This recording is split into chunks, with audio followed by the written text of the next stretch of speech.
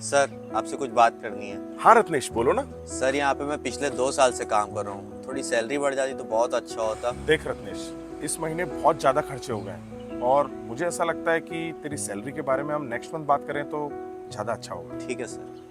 जब भी तुम पैसा बढ़ाने का बोलते हो साहब को, वो हमेशा यही बोलते हैं कि अगले महीने बढ़ाऊंगा। अरे तो मैं क्या करूँ, मैं भी थक गया हूँ बोल बोल के। मैं नहीं जानती, तुम कल जाके उनसे बात करो क्योंकि उनके आगे बढ़ने में सबसे बड़ा हाथ तुम्हारा है। साहब मेरी सैलरी बढ़ा दो। कल से काम पे आने की कोई जरूरत नहीं।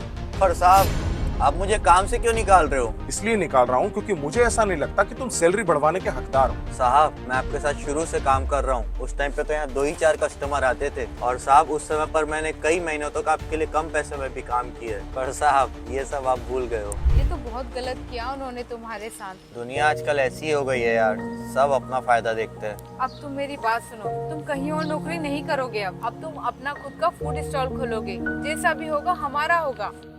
क्या उन्हें टेस्ट पसंद नहीं आया?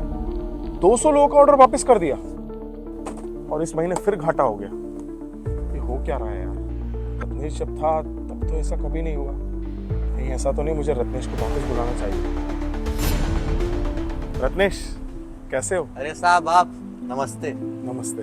बहुत अच्छा लगा तुमने अपना खुद का रेस्टोरेंट खोल लिया। बहुत बहुत धन्यवाद साहब। वैसे मैं तुमसे ये कहने आया था कि अगर तुम चाहो तो मेरा रेस्टोरेंट वापस से ज्वाइन कर सकते हो और जितना तुम मांग रहे थे उससे ज़्यादा मैं सैलरी भी दूंगा। वो क्या है ना, तुम्हारे जाने के बाद में रेस्टोरेंट का थोड़ा बुरा हाल चल रहा है। माफ करना साहब, मैं अपने रेस्टोरेंट से बहुत खुश हूँ। तुम्हारी तरक्की देख के ना एक बात समझ में आ गई है, जो जिसके हक का होता है ना उसे कभी कोई छीन ही नहीं सकता। आपने बिल्कुल ठीक कहा साहब। वैसे तुम इस चीज़ के हकदार हो। चलता हूँ। आते रहना साहब।